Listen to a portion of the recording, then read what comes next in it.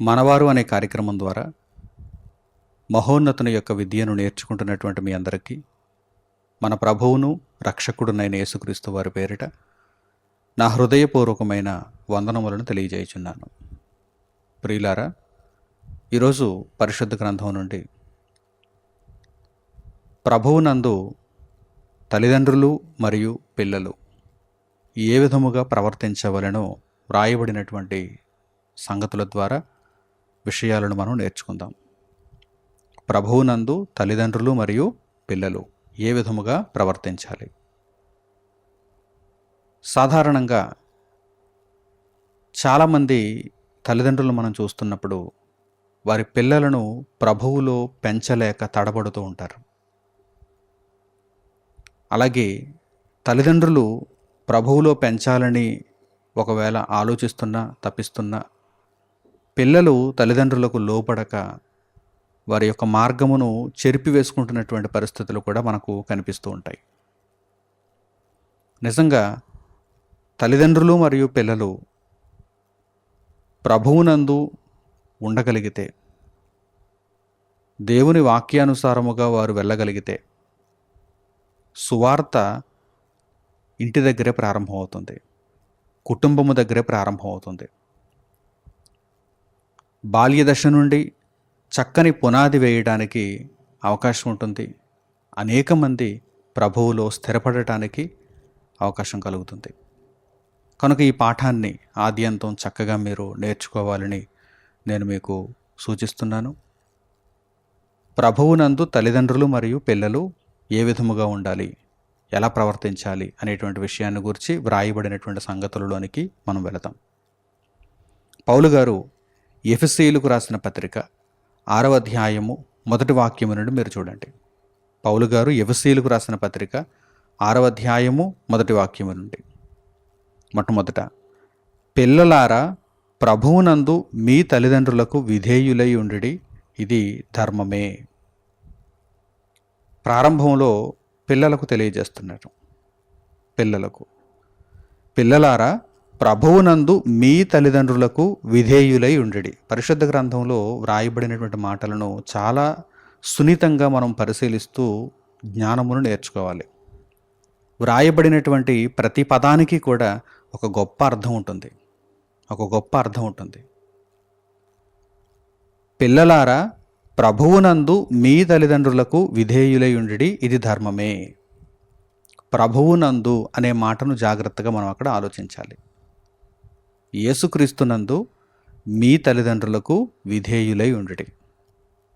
ఎందుకు ఆ పదం అక్కడ ప్రయోగింపబడిందంటే, అందరి తల్లిదండ్రులు కూడా ప్రభువులో పిల్లలను పెంచాలనేటువంటి ఉద్దేశంతో ఉండరు. ఆయా పరిస్థితులలో తల్లిదండ్రులు అవిశ్వాసులుగా ఉంటారు, పిల్లలు విశ్వాసులుగా ఉంటారు. తల్లిదండ్రులు అవిశ్వాసులుగా ఉండి పిల్లలను వారు ఏ విధముగా విశ్వాసంలో నడిపించగలరు చెప్పండి. కనుక పిల్లలు తల్లిదండ్రులకు విధేయులయ్యేటువంటి విషయం దగ్గరకు వచ్చేస్తే, ప్రభువునందు మీ తల్లిదండ్రులకు విధేయులై ఉండుడి అని పరిశుద్ధ గ్రంథంలో మనకు కనిపిస్తుంది. అంటే ఎప్పుడైతే తల్లిదండ్రులు విశ్వాసులుగా ఉన్నారో, ప్రభువు మార్గమును అనుసరిస్తున్నారో, వారు మీకు ప్రభువును గూర్చే చెబుతారు. ప్రభువు కొరకు బ్రతకమని వారు మీకు ఉపదేశిస్తారు. అప్పుడు వారికి మీరు ఖచ్చితంగా విధేయులై ఉండాలి.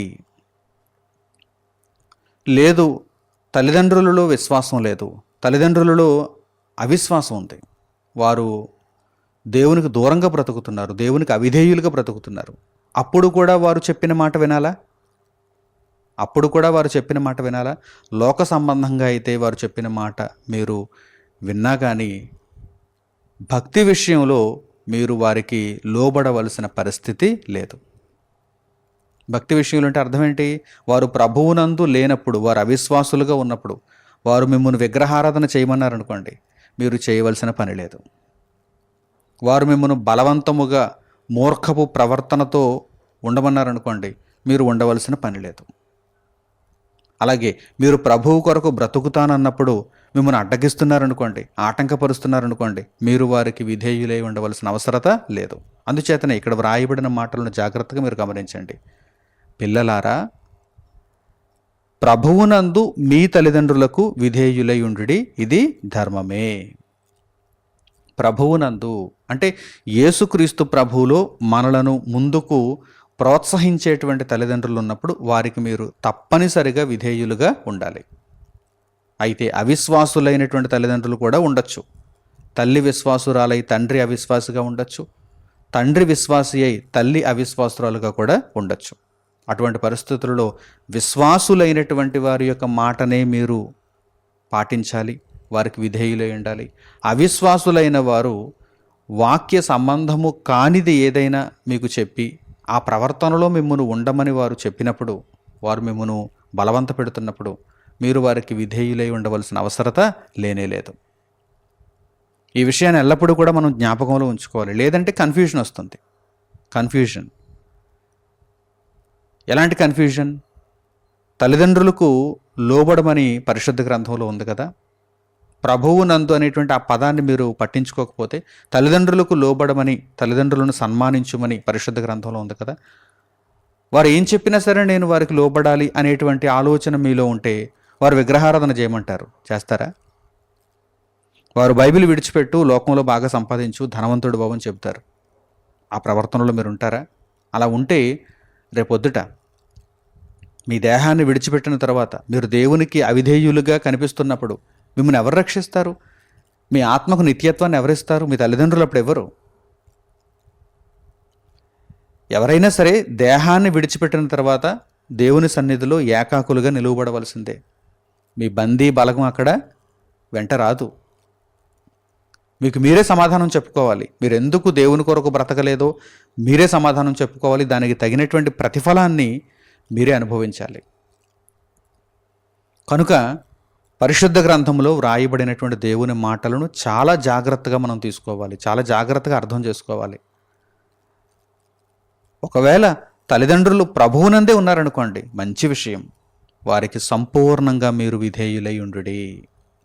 వారు దేవుని కొరకు మిమ్మల్ని బ్రతకమని ప్రోత్సహిస్తున్నప్పుడు, దేవుని చిత్తాన్ని నెరవేర్చమని వారు కూడా మీకు సహకారులుగా ఉంటున్నప్పుడు, నాన్న దేవుని కొరకు బ్రతుకురా, నీవు దేవుని సేవలో ఉండాలి నాన్న, నీవు దేవుని వాక్యాన్ని చక్కగా నేర్చుకో, నీవు దేవుని వాక్యాన్ని అనేకులకు వీరోచితంగా ప్రకటించు, నీవు ఒక బలవంతుని చేతిలో బాణముగా ఉండాలి అని ప్రోత్సహిస్తున్నప్పుడు తప్పనిసరిగా వారి మాటలకు విధేయులై ఉండాలి. ఇది ధర్మమే. అప్పుడు ఈ వాక్య భాగాన్ని మనం జ్ఞాపకం చేసుకోవాలి. లేఖనాలలో వ్రాయబడినటువంటి, ముందుగా తెలియచేయబడినటువంటి వాక్య భాగాన్ని జ్ఞాపకం చేసుకోవాలి. పౌలు గారు ఆ వాక్య భాగాన్ని ఇక్కడ చెబుతున్నారు చూడండి. నీకు మేలు కలుగునట్లు నీ తండ్రిని తల్లిని సన్మానింపుము, అప్పుడు నీవు భూమి మీద దీర్ఘాయుష్మంతుడు వగుదువు. ఇది వాగ్దానముతో కూడిన ఆజ్ఞలలో మొదటిది. ఈ ఆజ్ఞకు ఎంత పరమార్థం ఉంది? చాలామందిలో ఈ కన్ఫ్యూజన్ ఉంటుంది. తల్లిదండ్రులేమో అవిధేయులు, తల్లిదండ్రులేమో అవిశ్వాసులు, పిల్లలేమో ఇక విశ్వాసంలో ఎలా ఉండగలరు?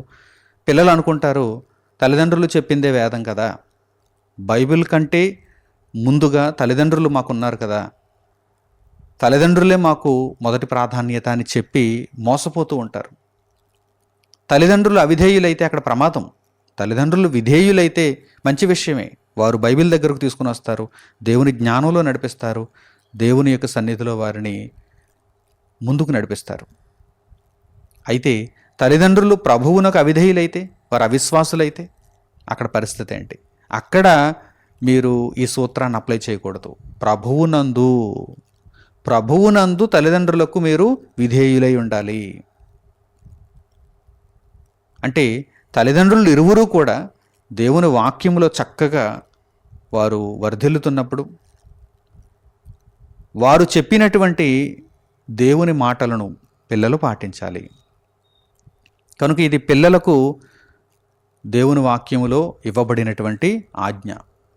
పిల్లలారా, ప్రభువునందు మీ తల్లిదండ్రులకు విధేయులై ఉండుడి, ఇది ధర్మమే. వ్రాయబడిన లేఖనాలను ఒక్కసారి మీరు జ్ఞాపకం చేసుకోండి.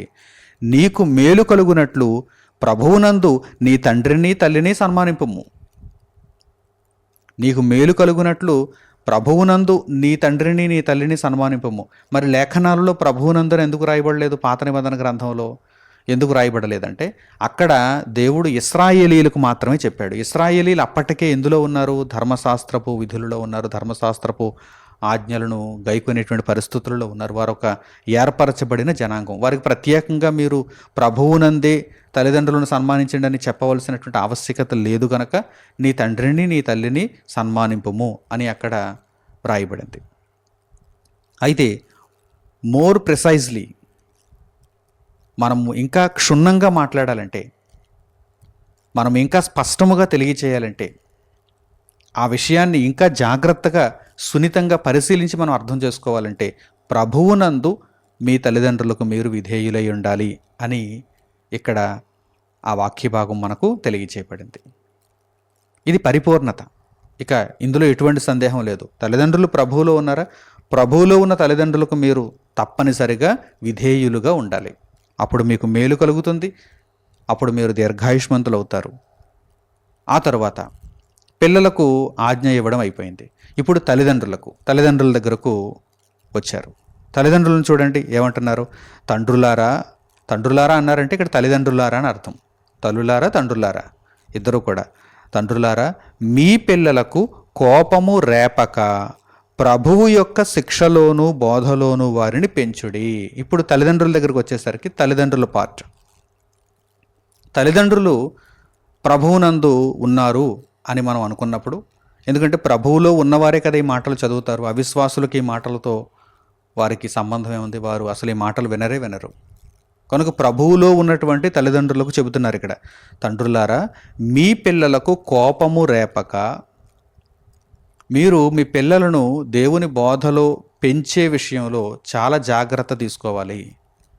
వారికి కోపము రేపక అంటే, ఇదిగో మా అమ్మ మా నాన్న ఎప్పుడూ కూడా దేవునిలో ఉండమని, దేవుని కొరకు బ్రతకమని నన్ను విసిగించేస్తున్నారు, నాకు కోపం పుట్టిస్తున్నారు, నేను ఉండలేను బ్రతకలేను అనేటువంటి ఆ ఎక్స్ట్రీమ్ స్టేజ్కి మీరు వారిని తీసుకుని వెళ్ళిపోకుండా వారిని జాగ్రత్తగా, ఎందుకంటే వారు పిల్లలు, మీకంటే వారు చిన్నవారు, ఈ లోకములో మీకంటే వారు తక్కువ అనుభవం కలిగిన వారు.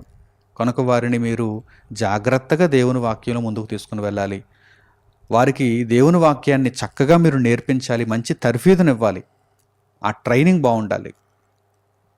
మీరు సీనియర్స్, వారు జూనియర్స్. కనుక మీరు చక్కగా అనుభవ జ్ఞానముతో కూడినటువంటి దేవుని వాక్యమును చక్కగా మీరు బోధించాలి. కనుక మీ పిల్లలకు కోపము రేపక ప్రభువు యొక్క శిక్షలోను బోధలోను వారిని పెంచుడి. అలాగని మీరు వారిని బాగా ముద్దు చేయవలసిన అవసరం లేదు. లాలన చేసి దేవుని వాక్యాన్ని మీరు తక్కువ చేసి వారినే మీరు గారాబం చేయవలసినటువంటి పరిస్థితి కూడా లేదు. ప్రభువు యొక్క శిక్ష, ప్రభువు యొక్క బోధ, అవసరమైనప్పుడు మీరు బెత్తం పట్టుకోవాలి, అవసరమైనప్పుడు మీరు వారిని దండించాలి, ఆ భయాన్ని మీరు కలిగించాలి. మా తల్లిదండ్రులు చెప్పారు, తప్పనిసరిగా నేను వాక్యాన్ని చదవాలి, వాక్యాన్ని నేర్చుకోవాలి, కీర్తనలు పాడాలి, నేను దేవుని వాక్యాన్ని ఎలా ప్రకటించాలో కూడా తర్ఫీదు అవ్వాలి. ఈ విధంగా వారు తల్లిదండ్రుల యొక్క భయములో ఉండాలి. అట్టి పరిస్థితులలోనికి మీ పిల్లలను మీరు తెచ్చుకోవాలి. అలాగని వారికి కోపము రేపవలసినటువంటి అవసరత లేదు. మీరు బాగా గారాబం చేసి, బాగా ముద్దు చేసి ఒకేసారి దేవుని వాక్యం నేర్చుకో అని అంటే వారు నేర్చుకోరు. ఎందుకంటే అప్పటి వరకు వారు గారాబానికి అలవాటు పడిపోయారు. అలా కాకుండా ప్రారంభం నుంచి కూడా మీరు ఒక కండిషన్లో వారిని ఉంచాలి. అప్పుడు వారు ప్రభువుకు చక్కగా ఉపయోగపడతారు. ప్రియులారా, ఈ విషయాలను జాగ్రత్తగా మనం అర్థం చేసుకోవాలి. ఏదైనా సరే ప్రభువునందే. పిల్లలు తల్లిదండ్రులకు విధేయులు అవ్వడం అయినా ప్రభువునందే. తల్లిదండ్రులు పిల్లలను పెంచే విషయం కూడా ప్రభువునందే. ఆ శిక్షణ, ఆ బోధ ఇవన్నీ కూడా ప్రభువునందు. జాగ్రత్తగా మీరు వారిని దేవుని వాక్యంలో ఎదిగేలా చేయాలి. మన అంతిమ లక్ష్యం వారిని చక్కగా దేవుని రాజ్యంలో నిలబెట్టడం.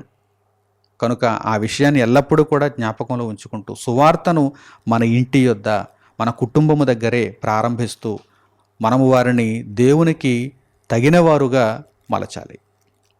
బాల్యము నుండి కూడా మీరు చక్కగా వారిని ప్రభు యొక్క శిక్షలోను బోధలోను పెంచాలి. పరిశుద్ధ గ్రంథంలో ఈ విషయమై వ్రాయబడినటువంటి చక్కని సంగతులను మనం చూద్దాం.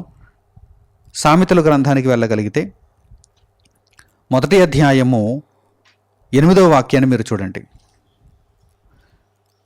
తల్లిదండ్రులు తమ పిల్లలకు చక్కని ఉపదేశమును ఇవ్వాలి అని, ప్రభువు యొక్క శిక్షలోను బోధలోను తమ పిల్లలను పెంచాలని వ్రాయబడినటువంటి ఒకానొక వాక్య భాగాన్ని ఇప్పుడు మనం చూద్దాం. సామెతల గ్రంథము మొదటి అధ్యాయము 8వ వాక్యం. నా కుమారుడా, నీ తండ్రి ఉపదేశము ఆలకింపుము, నీ తల్లి చెప్పు బోధను త్రోసివేయకుము. ప్రభువునందు, పిల్లలారా ప్రభువునందు మీ తల్లిదండ్రులకు విధేయులై ఉండిడి అని పౌలు గారు చెప్పారు కదా. ఆ మాటకు ఇప్పుడు మీరు చక్కని అర్థాన్ని చూడండి. నా కుమారుడా, పిల్లలకు, నా కుమారుడా, నీ తండ్రి ఉపదేశము ఆలకింపుము. ప్రభువునందు తల్లిదండ్రులు ఉన్నారంటే తల్లిదండ్రులు ఎప్పుడూ కూడా ఉపదేశం చేస్తారు. అంతే తప్ప లోకం కోసం బ్రతుకు, లోకంలో నీ జీవితాన్ని త్యాగం చేసుకో, ఫలానా తప్పుడు కార్యక్రమాన్ని చెయ్యి, ఫలానా విధంగా దేవునికి అవిధేయంగా బ్రతుకు అని వారు చెప్పరు కదా. వారు దేవునికి విధేయులైనప్పుడు, వారు విశ్వాసులైనప్పుడు వారి యొక్క ఆలోచనలు ఎలా ఉంటాయి? తమ పిల్లలకు ఉపదేశము చేయాలి అని తండ్రి ఆలోచిస్తాడు, తమ పిల్లలకు బోధ చేయాలి అని తల్లి ఆలోచిస్తుంది. కనుక తల్లిదండ్రులు ఉపదేశము చేస్తున్నప్పుడు, బోధను చేస్తున్నప్పుడు వారి యొక్క ఉపదేశము ఆలకింపుము, వారి యొక్క బోధను త్రోసివేయకుము అని ముందుగా జ్ఞానముగా ఈ వాక్యములు ప్రకటింపబడ్డాయి. అలాగే సామెతల గ్రంథంలోని 4వ అధ్యాయము మొదటి వాక్యాన్ని కూడా చూడండి. సామెతల గ్రంథము 4వ అధ్యాయము మొదటి వాక్యము. కుమారులారా, తండ్రి ఉపదేశము వినుడి, మీరు వివేకమునందునట్లు ఆలకించుడి. కుమారులారా, పిల్లలారా, మీ తండ్రి ఉపదేశము వినుడి. కుమారులైనటువంటి వారికి దేవుని వాక్యము ఇదిగో ఈ సూచన, ఒక విధంగా హెచ్చరిక జారీ చేస్తోంది. అదేమిటంటే, కుమారులారా తండ్రి ఉపదేశము వినుడి, మీరు వివేకమునందునట్లు ఆలకించుడి. మీ తండ్రి మీకు ప్రకటిస్తున్నటువంటి దేవుని మాటలను చక్కగా మీరు వినండి, స్వీకరించండి. మీకు వివేకం కలుగుతుంది. మీకు వివేకము కలుగునట్లుగా మీరు మీ తండ్రి మాటలను ఆలకించండి, స్వీకరించండి, వాటి ప్రకారం నడుచుకోండి అని పరిశుద్ధ గ్రంథంలో తెలియచేయబడింది. ఏ కుటుంబం అయితే ఈ విధముగా ప్రభువులో తల్లిదండ్రులుండి, ప్రభువులో పిల్లలు ఎదుగుతూ ప్రభువు యొక్క వాక్యమును వారు అనుసరిస్తున్నారో, ఆ కుటుంబము దేవుని యొక్క దీవెనలకు పాత్రం అవుతుంది. దేవుడు ఆ కుటుంబాన్ని ఆశీర్వదిస్తాడు. దేవుడు ఆ కుటుంబానికి రక్షణను కల్పిస్తాడు, భద్రతనిస్తాడు. కనుక ప్రియులారా, ఈ విషయాలను ఎప్పుడూ కూడా మీరు మర్చిపోవద్దు. ఏ స్థాయి నుండి నేర్పించాలి పిల్లలకి? వారు పెద్దవారైన తర్వాత, అంటే వారు ఒక టీనేజ్కి వచ్చిన తర్వాత వారికి దేవుని వాక్యం నేర్పించాలా? కాదు. చిన్నప్పటి నుండి మీరు స్పూన్ ఫీడింగ్ చేస్తున్నారు కదా, అప్పటి నుంచి కూడా, అంటే వారు మీరు చెప్పేటువంటి మాటలను అర్థం చేసుకోవడం ఎప్పుడైతే ప్రారంభిస్తున్నారో అప్పటి నుంచి కూడా ఖచ్చితంగా మీరు దేవుని మాటలను చెప్పాల్సిందే, దేవుని వాక్యాన్ని వారితో పంచుకోవాల్సిందే, మీరు నేర్చుకుంటున్నటువంటి సంగతులను మీరు వారితో పంచుకోవాల్సిందే. ఒక తండ్రిగా మీరు మీ పిల్లలకు చక్కని ఉపదేశాన్ని ఇవ్వాలి. ఒక తల్లిగా మీ పిల్లలను సరైనటువంటి బోధలో మీరు ఉంచాలి. చిన్నప్పటి నుండి వారికి సత్య బోధ అంటే ఏమిటో తెలియాలి. దొంగ బోధల బారిన వారు పడిపోకూడదు. వారు చిన్నప్పటి నుండి కూడా ఒక్కటైనటువంటి అప్పగింపబడినటువంటి బోధలో ఉండటానికి మీరు వారికి చేయూతనివ్వాలి. వారు ఆ విషయాలను తెలుసుకోవాలి. చక్కగా వారు దేవుని వాక్యమును నేర్చుకున్న వారై ఎదగాలి. ఆ తర్వాత మీరే ఆశ్చర్యపోతారు, నా కొడుకు నా కూతురు ఎంత గొప్పవారైపోయారా. దేవుని వాక్యాన్ని ప్రకటించటంలో, దేవుని వాక్యాన్ని అనేకులకు చెప్పి వారిని సత్యములోనికి తీసుకుని రావటంలో వీరు ఇంత గొప్పవారైపోయారని మీరే ఆశ్చర్యపోయేటట్లుగా దేవుడు మీ కుటుంబాన్ని దీవిస్తాడు. కనుక కుటుంబంలో ఎల్లప్పుడూ కూడా దేవుని వాక్యం ఉండాలి. తల్లిదండ్రులకు పిల్లలకు మధ్య ఒక గొప్ప వారధిగా దేవుని వాక్యం ఉండాలి. పౌలు గారు ఈ మాటలను ఎఫెసీయులతో మాత్రమే కాదు, కొలస్సీయులతో కూడా పంచుకున్నారు. ఒకసారి ఆ వాక్య భాగాన్ని కూడా మనం చూద్దాం. పౌలు గారు కొలస్సీయులకు రాసినటువంటి పత్రిక 3వ అధ్యాయము 20వ వాక్యం నుండి చూడండి. పౌలు గారు కొలొస్సీయులకు రాసినటువంటి పత్రిక 3వ అధ్యాయము 20వ వాక్యం నుండి, పిల్లలారా అన్ని విషయములలో మీ తల్లిదండ్రుల మాట వినుడి.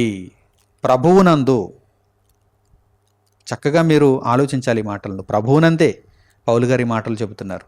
తల్లిదండ్రులు విశ్వాసులుగా ఉన్నప్పుడు పిల్లలారా అన్ని విషయములలో కూడా, అన్ని విషయములలో, ఇన్ ఆల్ మ్యాటర్స్ మీ తల్లిదండ్రుల మాట వినండి. ఎందుకంటే మీ తల్లిదండ్రుల ద్వారా దేవుడు మీకు చెబుతాడు.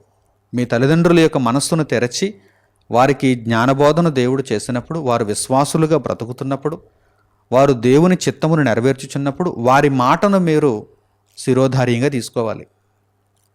ఎందుకంటే వారు దేవుని మాటలే మీతో చెబుతున్నారు. చూడండి, ఇక్కడ వ్రాయబడినటువంటి విషయాలను జాగ్రత్తగా ఆలోచించండి. పిల్లలారా అన్ని విషయములలో మీ తల్లిదండ్రుల మాట వినుడి. కొన్ని విషయాలు మాకు నచ్చాయండి, కొన్ని విషయాలు మాకు నచ్చలేదని పిల్లలు అనకూడదు. తల్లిదండ్రులు ప్రభువులో ఉన్నప్పుడు వారు ప్రభువు మాటలనే మీకు చెబుతారు. దేవుని మాటగా మీరు స్వీకరించాలి. మీ తల్లిదండ్రుల మాటను దేవుని మాటగా మీరు స్వీకరించాలి. మీ తల్లిదండ్రుల మాట అన్ని విషయాలలో మీరు వినాలి. ఇది ప్రభువును బట్టి మెచ్చుకొనదగినది. ప్రభువును బట్టి మెచ్చుకొనదగినది. మీ తల్లిదండ్రులకు మీరు విధేయులయ్యారా? అయితే మీరు వర్ధిల్లుతారు. మీకు ఆపద ఉండదు, మీకు రక్షణ ఉంటుంది. మీరు ఎప్పుడూ కూడా ప్రభువునందు మీ తల్లిదండ్రులు ఉన్నప్పుడు, ప్రభువునందు మీ తల్లిదండ్రులు ఉన్నప్పుడు మీరు వారి మాటలకు లోబడవలసిందే, ఎదురు చెప్పకూడదు. ఆలోచిస్తున్నారా? చాలామంది తల్లిదండ్రులు నేను చూస్తూ ఉంటాను. వారు చక్కగా విశ్వాసులుగా జీవిస్తూ ఉంటారు. ఇరువురు కూడా, భార్యాభర్తలు ఇరువురు, తల్లిదండ్రులు ఇరువురు చక్కగా దేవుని వాక్యంలో వారు వర్ధిల్లుతూ ఉంటారు. అట్టివారి పిల్లలు చాలా గొప్పవారు అవుతారు. ఆ పిల్లలు ఎప్పుడైతే ఆ తల్లిదండ్రుల మాట వింటున్నారో, ఆ తల్లిదండ్రులు చెబుతున్నటువంటి బోధను త్రోసివేయకుండా వారు చక్కగా ఆ మార్గంలో నడుచుకుంటున్నారో, ఆ పిల్లలు చాలా గొప్పవారు అవుతారు. ఎందుకంటే తల్లిదండ్రులను మించినటువంటి ఉపాధ్యాయులు లేరు, తల్లిదండ్రులను మించినటువంటి గురువులు లేరు, తల్లిదండ్రులను మించినటువంటి బోధకులు లేరు. చిన్నప్పటి నుంచి మంచి గైడెన్స్ మీరు ఇవ్వగలిగితే మీ పిల్లలను మీరు మంచివారుగా తయారు చేస్తారు, గొప్ప యోధులుగా మీరు తయారు చేస్తారు. అందులో ఎటువంటి సందేహం లేదు. మీరు నేర్చుకున్న ప్రతి వాక్యమును మీ పిల్లలకు చెప్పాలనేటువంటి ఒక తపనతో మీరు ఇక మీదట ఉండండి. పరలోకమందున్న తండ్రికి ప్రార్థన చేసి, తండ్రి నాకు జ్ఞానాన్ని అనుగ్రహించు, నా పిల్లలను నీ జ్ఞానపు వెలుగులో నడిపించాలనేటువంటి ఒక చక్కని పట్టుదలతో మీరు ముందుకు కొనసాగండి. మీ పిల్లలు అందరి పిల్లల కంటే గొప్పవారైపోతారు. ఈ సూత్రాన్ని తల్లిదండ్రులు నేర్చుకోవాలి. అలాగే పిల్లలు కూడా అన్ని విషయములలో మా తల్లిదండ్రులు ప్రభువునందు ఉన్నారు, వారు విశ్వాసులు కనుక వారి మాటలను మేము జవదాటకూడదు, ఆ మాటలను మేము అనుసరించాలి అని వారు కూడా తల్లిదండ్రులకు విధేయులుగా ఉన్నప్పుడు వారు చక్కగా వర్ధిల్లుతారు. చూడండి, ఇది ప్రభువును బట్టి మెచ్చుకొనదగినది. తండ్రులారా మీ పిల్లల మనస్సు కృంగకుండునట్లు వారికి కోపము పుట్టింపకుడి.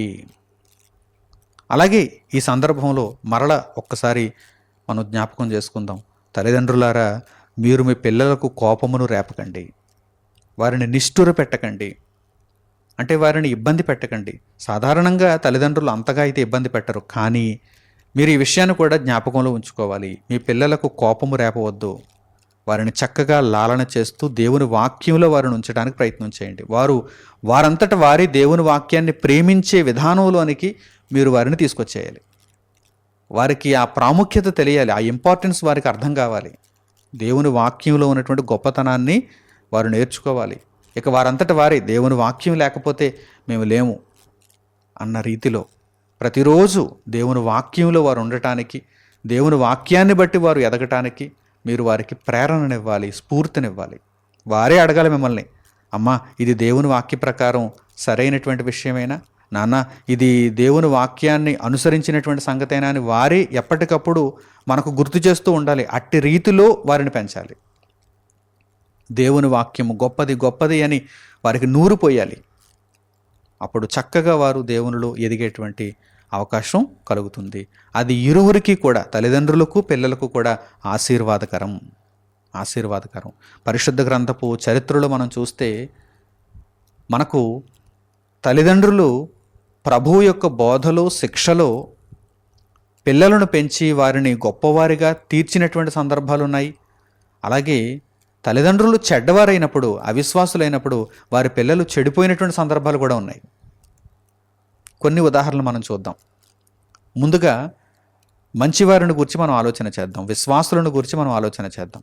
విశ్వాసులు అనగానే వెంటనే మనకు గుర్తొచ్చేటువంటి ఒక గొప్ప క్యారెక్టర్ ఎవరు? అబ్రహాము గారు. పరిశుద్ధ గ్రంథపు చరిత్రలో అబ్రహాము గారు మనకు జ్ఞాపకం వస్తారు. అబ్రహాము గారు విశ్వాసి అయినటువంటి ఒక తండ్రి. అతనికి ఇస్సాకు అనేటువంటి కుమారుడు వాగ్దాన ప్రకారం అనుగ్రహించబడ్డాడు. ఇస్సాకు ఎంత గొప్పవాడిగా అతడు మలచబడ్డాడు. దేవుడు అబ్రహామును జ్ఞాపకం చేసుకుంటున్నప్పుడు అబ్రహాము, ఇస్సాకు, యాకోబుల దేవుడును అంటున్నాడు. అంటే ఒక 3 తరాల వరకు కూడా వారు అదే భక్తిని, అదే విశ్వాసమును, అదే ప్రేమను దేవుని పట్ల కనుపరచగలిగారు. దీనికి కారణం ఏంటి? ప్రభువు యొక్క బోధ, ప్రభువు యొక్క శిక్ష. కేవలం అబ్రహాము గారు తనలో ఉన్న విశ్వాసమును తన దగ్గరే ఉంచుకొని, తనలో ఉన్న భక్తిని తన దగ్గరే ఉంచుకొని, తనలో ఉన్న జ్ఞానమును తన దగ్గరే ఉంచుకొని, తన కుమారునికి వేవి చెప్పకుండా లోకంలో పెంచాడు అనుకోండి, అసలు ఇస్సాకు యొక్క ప్రస్తావన పరిశుద్ధ గ్రంథంలో ఉండకపోవును. కానీ అలా పెంచాలనుకోలేదు. వాగ్దాన పుత్రుడు దేవుని కొరకు నిలబడాలి, ఇస్సాకు దేవుని కొరకు బ్రతకాలి అని అబ్రహాము గారు ఇస్సాకును చక్కగా దేవుని యొక్క మార్గంలో పెంచారు. మరి ఇస్సాకు కూడా అబ్రహాము విశ్వాసి అని గ్రహించి చక్కగా తండ్రికి లోబడ్డాడు. అర్పణ ఇవ్వటానికి ఇస్సాకును తీసుకుని వెళుతున్నప్పుడు ఇస్సాకు తండ్రికి లోబడ్డా లేదా? లోబడ్డాడు. హోరేబు కొండ మీదకు తీసుకుని వెళ్ళిపోతున్నప్పుడు అడుగుతున్నాడు, తండ్రి కట్టెలున్నాయి, కత్తి ఉంది, అర్పణ ఇవ్వటానికి మనము వెళుతున్నాము. మరి ఇక్కడ నాకు అర్థం కాని విషయం ఏంటంటే, బలి ఇవ్వటానికి జంతువేది, పొట్టేలేది, దేనిని బలిస్తావు? దేవుడే చూచుకుంటాడు నన్న పద అన్నాడు. అంతే. ఇక మారుమాట లేదు. తండ్రికి లోబడినటువంటి కుమారుడు. ఆ బలిపీఠం మీద ఆ ఇస్సాకును పరుండబెట్టినప్పుడు కూడా ఇస్సాకు మారుమాట చెప్పలేదు. ఇక తండ్రి నన్ను బలిచ్చేస్తున్నాడు, అంతే, నా తండ్రికి నేను లోబడాలి, నా తండ్రికి నేను విధేయుడను కావాలి, అందుచేతనే బ్రతికింపబడ్డాడు. ఆ సన్నివేశాన్ని అబ్రహాము గారితో పాటుగా ఇస్సాకు కూడా అనుభవించాడు. ఆ సన్నివేశాన్ని ఇస్సాకు బ్రతుకు కాలమంతా కూడా ఆ సన్నివేశాన్ని మర్చిపోవడానికి వీలు లేదు. బలిపీఠం మీద నేను పడుకోబెట్టబడ్డాను, నా తండ్రి నన్ను దేవునికి బలి చేయడానికి కత్తి పైకెత్తాడు. ఆ సందర్భాన్ని మర్చిపోతాడా ఇస్సాకు? అబ్రహాము మర్చిపోడు, ఇస్సాకు మర్చిపోడు. చూసారా? ప్రభువు యొక్క బోధలో పెంచటం, ప్రభువు యొక్క శిక్షణలో పెంచటం ఇక్కడ మనకు కనిపిస్తుంది. అలాగే యాకోబు కూడా. ఇస్సాకు మరలా తన దగ్గర ఆ విశ్వాసాన్ని ఆటంకపరుచుకోలేదు, నిలుపుదల చేసుకోలేదు. తన యొక్క కుమారునికి కూడా అది సంక్రమించాలి అని భావించాడు. ఇస్సాకులో ఉన్నటువంటి విశ్వాసం మరల యాకోబులో కనిపిస్తుంది. అబ్రహాము, ఇస్సాకు, యాకోబుల దేవుడు. అలాగే యాకోబు కూడా తన యొక్క పిల్లలను, 12 మంది పిల్లలను దేవుని యొక్క జ్ఞానంలోనే పెంచాడు. మీరందరూ కూడా దేవునికి వాగ్దాన పుత్రులు అని చెప్పి ఆ జ్ఞానమును వారికి నూరిపోశాడు. అందుచేతనే ఆ 12 మంది ఇశ్రాయేలు జనాంగముగా మారారు. కనుక పరిశుద్ధ గ్రంథపు చరిత్రలో ఒక చక్కని ఉదాహరణగా వీరిని మనం చూడొచ్చు. ప్రభువు యొక్క శిక్షలో పెంచబడినటువంటి పిల్లలు, ప్రభువు యొక్క శిక్షలో పెంచినటువంటి తల్లిదండ్రులు. అలాగే హన్నా మరియు సమూయేలు. హన్నా దేవునికి ప్రార్థించింది. హన్నా గొడ్రాలు, తనకు సంతానం లేదు. సంతానాన్ని గనుక దేవుడిస్తే, ఒక మగ కుమారుని గనుక దేవుడు హన్నాకు అనుగ్రహిస్తే మరలా దేవుని సేవకి ఇచ్చేస్తానంది, యాజకునిగా తిరిగి ఇచ్చేస్తానంది. అలాగే ఇచ్చేసింది. ఒక గొప్ప తల్లి, ఒక గొప్ప కుమారుడు. తల్లి యొక్క ఆజ్ఞకు లోబడినటువంటి కుమారుడుగా సమూయేలు మనకు కనిపిస్తున్నాడు. తర్వాత సమూయేలు ఎంత గొప్ప ప్రవక్త అయిపోయాడు. రాజులను అభిషేకించేటువంటి గొప్ప ప్రవక్తగా సమూయేలు మనకు కనిపిస్తున్నాడు. అలాగే దావీదు, సొలొమోను యొక్క చివరి దశకు వచ్చేసరికి సొలొమోను దేవునికి అవిధేయుడిగా కనిపిస్తున్నాడు. కానీ సొలొమోను యొక్క ప్రారంభంలో చక్కగా దావీదు చెప్పినటువంటి ప్రతి సంగతిని అర్థం చేసుకున్నవాడై దావీదు ఇచ్చినటువంటి పనిని పూర్తి చేయటానికి ఉపక్రమించాడు. దేవాలయాన్ని పూర్తి చేశాడు. దేవుని జ్ఞానంలో ప్రజలను ముందుకు నడిపించాడు. చివరికి వచ్చేసరికి తన ఉపపత్నుల వలన తన మనస్సు చెడిపోయింది. కానీ ప్రారంభంలో అయితే సొలొమోను గొప్ప జ్ఞానిగా మనకు కనిపిస్తున్నాడు. తన తండ్రికి విధేయుడైనటువంటి కుమారుడుగా కనిపిస్తున్నాడు. దావీదు సొలొమోనును చక్కగా ప్రభువు యొక్క శిక్షలో బోధలో పెంచాడు. ఇలా పరిశుద్ధ గ్రంథంలో ఈ చరిత్రను మనం చూడగలిగితే చాలామంది గొప్పవారైనటువంటి తల్లిదండ్రులు ఉన్నారు, తల్లులు ఉన్నారు, తండ్రులు ఉన్నారు. గొప్పవారైనటువంటి తల్లిదండ్రులు ఉన్నారు. అలాగే ప్రారంభ శతాబ్దంలో కూడా ఒక మంచి ఉదాహరణ మనం చూడగలిగితే తిమోతి గారి యొక్క తల్లి యునీకే ప్రభువునందు విశ్వాసం ఉంచినటువంటి స్త్రీ. అలాగే యునీకే గారి యొక్క తల్లి ఆ లోయి గారు, తిమోతి గారికి అవ్వ లోయి గారు, ఆమె కూడా ప్రభువునందు విశ్వాసం ఉంచినటువంటి స్త్రీ. వారి విశ్వాసాన్ని చెక్కు చెదరనీయకుండా వారు చక్కగా ప్రభువులో కొనసాగారు. ఈ మాటలను అపోస్తలుడైన పౌలు గారు జ్ఞాపకం చేస్తున్నారు. చూడండి, ఒక్కసారి ఈ మాటలను చూద్దాం. తిమోతికి పౌలు గారు రాసినటువంటి 2వ పత్రిక 1వ అధ్యాయము 3వ వాక్యం నుండి మీరు చూడండి. పౌలు గారు తిమోతికి రాసిన 2వ పత్రిక 1వ అధ్యాయము 3వ వాక్యం నుండి, నా ప్రార్థనల యందు ఎడతెగక నిన్ను జ్ఞాపకము చేసుకొనుచు నీ కన్నీళ్లను తలంచుకొని నాకు సంపూర్ణానందము కలుగుటకై నిన్ను చూడవలెనని రేయింబగలు అపేక్షించుచు నీ యందున్న నిష్కపటమైన విశ్వాసమును జ్ఞాపకము చేసుకొని నా పితురాచార ప్రకారము నిర్మలమైన మనస్సాక్షితో నేను సేవించుచున్న దేవుని ఎడల కృతజ్ఞుడనై ఉన్నాను. ఆ విశ్వాసము మొదట నీ అవ్వయైన లోయిలోను నీ తల్లి అయిన యునీకేలోను వసించెను. అది నీయందు సహా వసించుచున్నదని నేను రూఢిగా నమ్ముచున్నాను. తిమోతికి పత్రికను రాస్తూ పౌలు గారు ఈ చక్కని విషయాలను తెలియజేస్తున్నారు. నీ తల్లి అయిన యునీకే, అలాగే నీ అవ్వ అయినటువంటి లోయి, వీరు విశ్వాసములో స్థిరపరచబడిన వారు. అదే విశ్వాసం నీలో కూడా వసించుచున్నదని నేను రూఢిగా నమ్ముచున్నాను అని పౌలు గారు అంటున్నారు. ఎంత గొప్ప సాక్ష్యమో చూడండి. ఒక కుటుంబము దేవునిలో ఉండటం, ఒక కుటుంబము దేవుని కొరకు నిలబడటం, ఒక కుటుంబం దేవుని పనిలో ముందుకు కొనసాగడం ఎంతో గొప్ప విషయం. అది దేవుడు హర్షించే విషయం, ప్రభువు మెచ్చుకునే విషయం. ఆ కుటుంబము ఆశీర్వాదమునకు పాత్రమవుతుంది. దేవుని యొక్క దీవెనలు పరలోకము నుండి ఆ కుటుంబమునకు అనుగ్రహింపబడతాయి. కనుక ప్రతి ఒక్కరు కూడా, తల్లిదండ్రులైన వారు కావచ్చు, పిల్లలైన వారు కావచ్చు, ప్రతి ఒక్కరు కూడా దేవుని వాక్యమునకు ఉన్నతమైనటువంటి విలువనిస్తూ ప్రభువు యొక్క బోధలోను శిక్షలోను పిల్లలు ఎదగటానికి ప్రయత్నం చేయాలి. తల్లిదండ్రులు విశ్వాసులుగా జీవించాలి. ఉన్నతమైనటువంటి స్థితిలోనికి పిల్లలను తీసుకుని రావాలి. దేవుని వాక్యము విషయంలో ఉన్నతమైనటువంటి స్థితిని పిల్లలు పొందగలగాలి. అటువంటి చేయూతను తల్లిదండ్రులు ఇవ్వాలి. అయితే మరి ఇప్పటి వరకు తల్లిదండ్రులు గొప్పవారై, తల్లిదండ్రులు విశ్వాసులై పిల్లలను చక్కగా దేవుని మార్గంలో నడిపించినటువంటి ఉదాహరణలు చూసాం. అయితే పరిశుద్ధ గ్రంథపు చరిత్రలో తల్లిదండ్రులు చెడిపోయి పిల్లలను కూడా చెరిపేసినటువంటి సందర్భాలు కూడా ఉన్నాయి. నేటి కాలంలో ఎక్కువ సందర్భాలు అటువంటివే కదా. తల్లిదండ్రులు అవిధేయులే, పిల్లలు అవిధేయులుగానే కనిపిస్తున్నారు. అలా ఉండకూడదు. అటువంటి ఉదాహరణలు కూడా పరిశుద్ధ గ్రంథంలో ఉన్నాయి. ఇలా ఉండకూడదని నేర్పిస్తున్నాయి. కొన్ని మనం ఇప్పుడు చూద్దాం. యోధారాజు అయినటువంటి రెహబాము మరియు అతని కుమారుడైనటువంటి అబీయాము దగ్గరికి వెళ్ళేసరికి మనకు ఈ సందర్భం కనిపిస్తుంది. చూద్దాం. రాజులు మొదటి గ్రంథము 15వ అధ్యాయము 1వ వాక్యం నుండి మీరు చూడండి.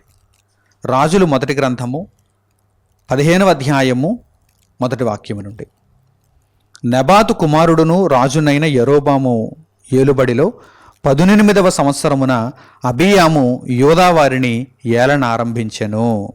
అతడు 3 సంవత్సరములు యెరూషలేమునందు రాజుగా ఉండెను. ఇతడు యోధారాజు. అబీయాము అనేటువంటి ఈ వ్యక్తి యోధారాజు. అతని తల్లి పేరు మయక. ఆమె అబీషాలోము కుమార్తె అనమాట. ఈ మయకాని ఎవరు వివాహం చేసుకున్నారు? రెహబాము వివాహం చేసుకున్నాడు. రెహబాము మయకాలకు పుట్టినటువంటి కుమారుడే అబీయాము. ఇతడు యోధా రాజ్యాన్ని పరిపాలించాడు. అయితే ఇతను గురించి ఏమని రాయబడిందో చూడండి. అతడు తన తండ్రి పూర్వము అనుసరించిన పాప మార్గములన్నిటిలో నడిచెను.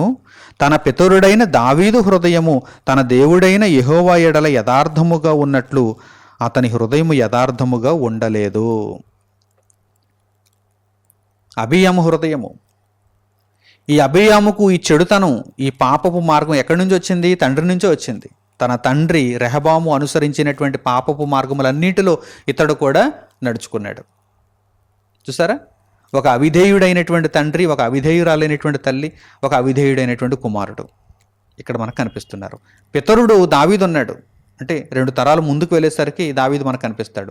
దావీదు ఎంత యథార్థంగా ఉన్నాడు, దేవుని దగ్గర దావీదు ఎంత యథార్థంగా ఉన్నాడు. అలాగే దావీదు తన కుమారుడైనటువంటి సొలొమోనును ఎంత గొప్పగా పెంచాడు.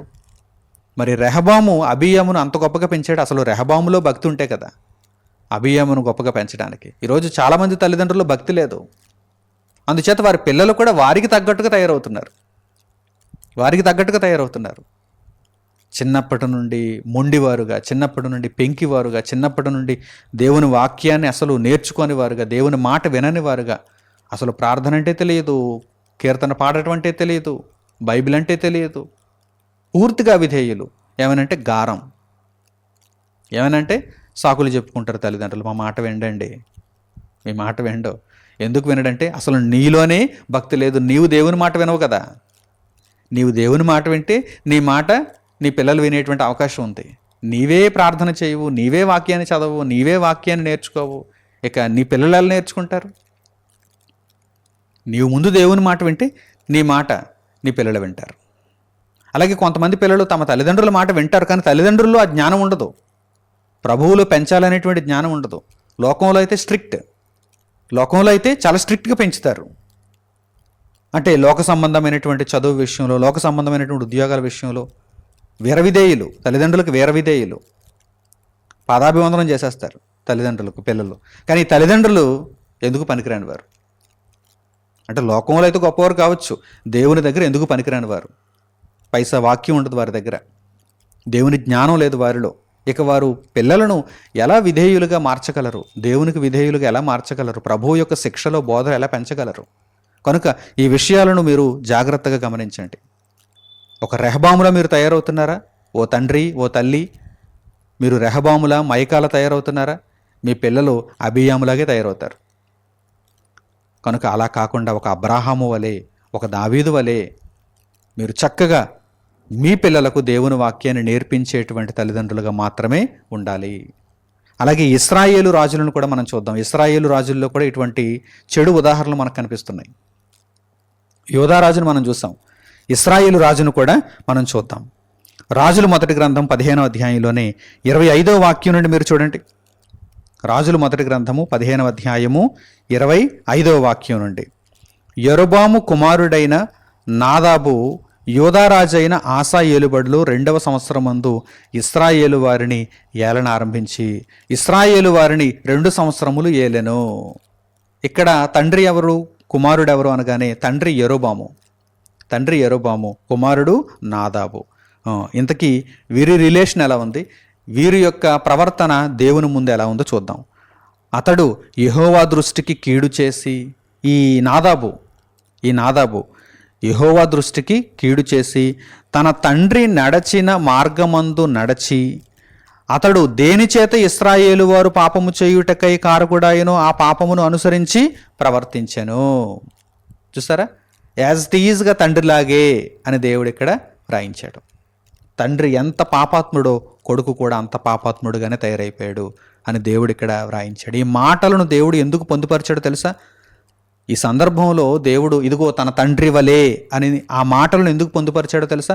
తండ్రి దుర్మార్గుడు అయిపోయాడు గనక, ఆ దుర్మార్గపు ప్రవర్తనలో కుమారుడు ఎదిగాడు గనక కుమారుడు కూడా దుర్మార్గుడు అయిపోయాడని దేవుడు చెప్పడానికి అన్నమాట. ఓ తల్లిదండ్రులారా మీరు జాగ్రత్త పడండి, పిల్లలారా మీరు కూడా జాగ్రత్త పడండి అని దేవుడు నేర్పించడానికి ఈ మాటలను ఇక్కడ పొందుపరిచాడు. తండ్రి వలే, తండ్రి ప్రవర్తించినట్టుగా అని జ్ఞాపకం చేస్తున్నాడు అక్కడ. ఇశ్రాయేలు రాజుల్లో కూడా ఒక యరొబాము కుమారుడైనటువంటి నాదాబు కూడా ఈ విధమైనటువంటి చెడు ప్రవర్తనను కలిగి ఉన్నాడు. అలాగే ఇక బెస్ట్ ఎగ్జాంపుల్ ఒకటి ఉంది. ఈ చెడు ప్రవర్తనను కలిగి ఉండటంలో, తల్లిదండ్రులు పిల్లలు చెడిపోవటంలో ఒక బెస్ట్ ఎగ్జాంపుల్ ఉంది. అందరికీ వారే బెస్ట్ ఎగ్జాంపుల్. వారెవరంటే అహాబు యెజెబెలు దంపతులు. అహాబు యెజెబెలు వీరు కూడా ఇశ్రాయేలు రాజులు.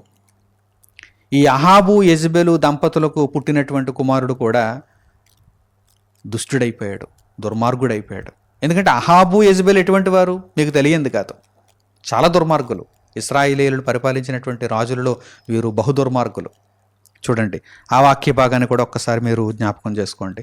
రాజులు మొదటి గ్రంథము 22వ అధ్యాయము 51వ వాక్యం నుండి మీరు చూడండి. రాజులు మొదటి గ్రంథము 22వ అధ్యాయము 51వ వాక్యం నుండి. అహాబు కుమారుడైన అహజ్యా యోధారాజైన యెహోషాపాతు ఏలుబడిలో 17వ సంవత్సరమందు షోమ్రోనులో ఇశ్రాయేలును ఏలనారంభించి 2 సంవత్సరములు ఇశ్రాయేలును ఏలెను. ఇక్కడ తండ్రి ఎవరు? అహాబు. కుమారుడెవరు? అహజ్యా. ఇప్పుడు వీరి ప్రవర్తన ఎలా ఉందో చూద్దాం. అతడు, ఈ అహజ్యా, యెహోవా దృష్టికి చెడుతనము జరిగించి తన తల్లిదండ్రులిద్దరి ప్రవర్తనను, ఇశ్రాయేలు వారు పాపము చేయుటకు కారకుడైన నెబాతు కుమారుడైన యెరోబాము ప్రవర్తనను అనుసరించి ప్రవర్తించుచూ వచ్చెను. అబ్బో, వీడు చాలా దుర్మార్గుడు. వీడు పాపము ఎవరిలో ఉందో చూచుకొని వారి వలె ప్రవర్తించటానికి సిద్ధపడిపోయినవాడు. తల్లిదండ్రులు ఇద్దరు ప్రవర్తనను తీసేసుకున్నాడు. అలాగే మునుపు ఉన్నటువంటి యెరోబాము ప్రవర్తనను కూడా, అంతకు మునుపటి కాలంలో ఉన్నటువంటి యెరోబాము ప్రవర్తనను కూడా తీసేసుకున్నాడు. ఎంత దుర్మార్గతో చూసారా, ఎంత అవిధేయతో చూసారా. ఎక్కడ ప్రారంభం అయిపోయింది? ఇది యెరోబాము దగ్గర ప్రారంభం అయిపోయింది. ఆ తర్వాత ఎక్కడి వరకు వచ్చేసింది? అహాబు మరియు యెజబేలు వరకు వచ్చేసింది. ఈ అహాబు యెజబేలుతో ఆగిపోయిందా? ఇదిగో వారి యొక్క కుమారుని కూడా వచ్చేసింది, అహజ్యా కూడా వచ్చేసింది. దేవుడు రాయించాడండి, విడిచిపెట్టలేదు. దేవుడు రాయించాడు. ఇదిగో మీరు ఈ దృష్టాంతాన్ని చదువుకునైనా సరే బుద్ధి తెచ్చుకుంటారని దేవుడు రాయిస్తున్నాడు. తల్లిదండ్రులారా, పిల్లలారా, జాగ్రత్త. మీరు ఒక అహాబు యెజబెలు వలె ఉంటున్నారా? మీ కొడుకులు, మీ కూతుళ్ళు కూడా ఎలా మారిపోతారో తెలుసా? ఇదిగో ఈ అహజ్యా వలె మారిపోతారు. జాగ్రత్త పడండి. రాయబడిన మాటలు చూడండి. అతడు యెహోవా దృష్టికి చెడుతనము జరిగించి తన తల్లిదండ్రులు ఇద్దరి ప్రవర్తనను, ఇశ్రాయేలు వారు పాపము చేయుటకు కారకుడైన నెబాతు కుమారుడకు యెరోబాము ప్రవర్తనను అనుసరించి ప్రవర్తించుచూ వచ్చెను. అతడు బయలు దేవతను పూజించుచు వానికి నమస్కారము చేయుచు తన తండ్రి చేసిన క్రియలన్నిటి చొప్పున జరిగించుచు ఇశ్రాయేలీయుల దేవుడైన యెహోవాకు కోపము పుట్టించెను.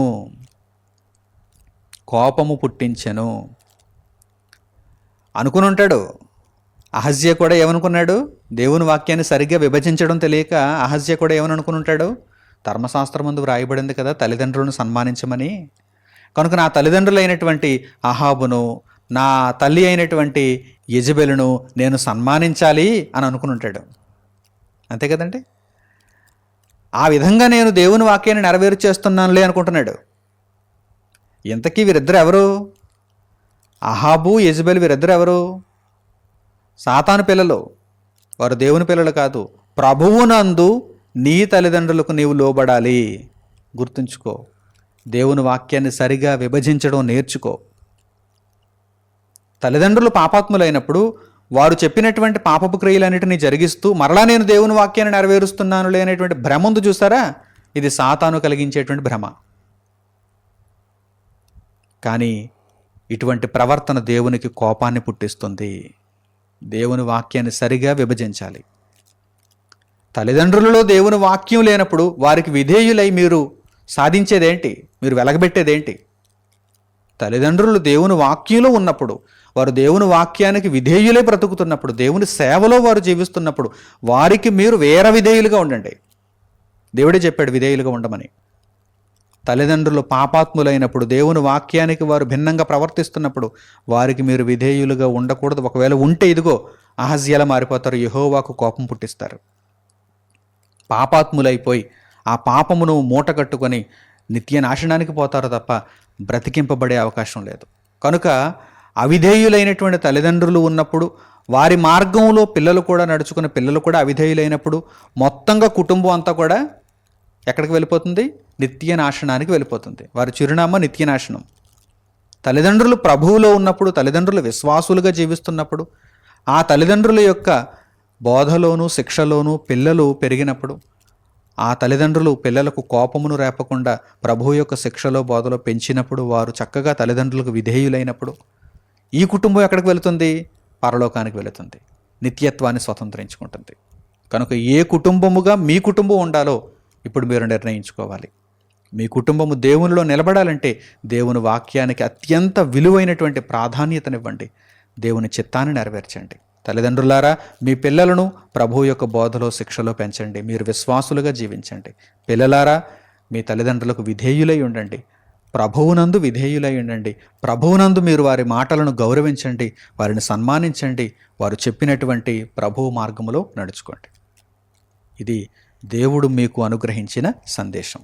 మీరందరూ కూడా పరలోకమును స్వతంత్రించుకునే కుటుంబాలుగా మారాలని హృదయపూర్వకంగా కోరుకుంటూ ఈ సందేశమును ఇంతటితో నేను ముగిస్తున్నాను.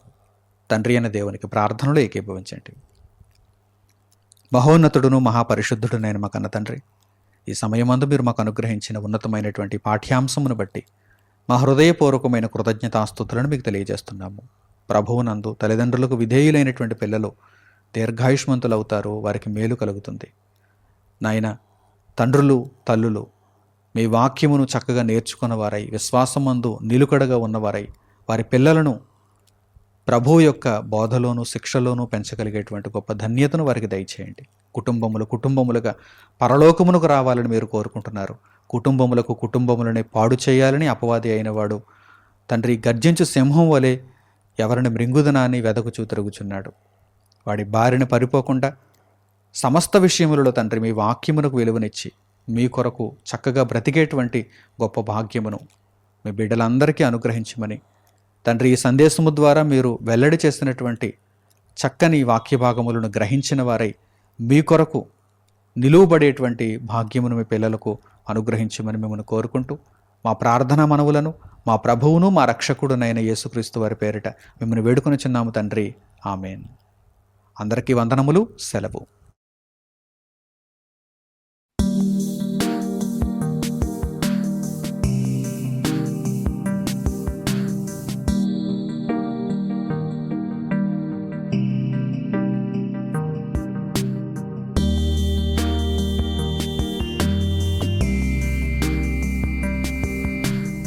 సహోదరులు మణికుమార్ గారు ప్రసంగించిన ఎన్నో ఆత్మ సంబంధమైన సంగతులను ఉచితముగా వీక్షించుటకు మా యూట్యూబ్ ఛానల్స్ ను తప్పక దర్శించండి. మా సమాచారమును ఎప్పటికప్పుడు తెలుసుకుని ఆత్మీయాభివృద్ధి నొందవలనంటే మా యూట్యూబ్ ఛానల్స్ ను సబ్స్క్రైబ్ చేసుకోండి. సత్వర నోటిఫికేషన్ల కొరకు సబ్స్క్రైబ్ బటన్ ప్రక్కనే ఉన్న బెల్ సింబల్ ను క్లిక్ చేయండి. మరిన్ని వివరములకు మీరు సంప్రదించవలసిన మా ఫోన్ నెంబర్స్ 8978414178 మరియు 83392766. ధన్యవాదములు. ఈ కార్యక్రమమును అనేక మందికి పరిచయం చేయగలరని ఆశిస్తున్నాము. ప్రభువైన యేసుక్రీస్తు పేరిట మీకు శుభములు.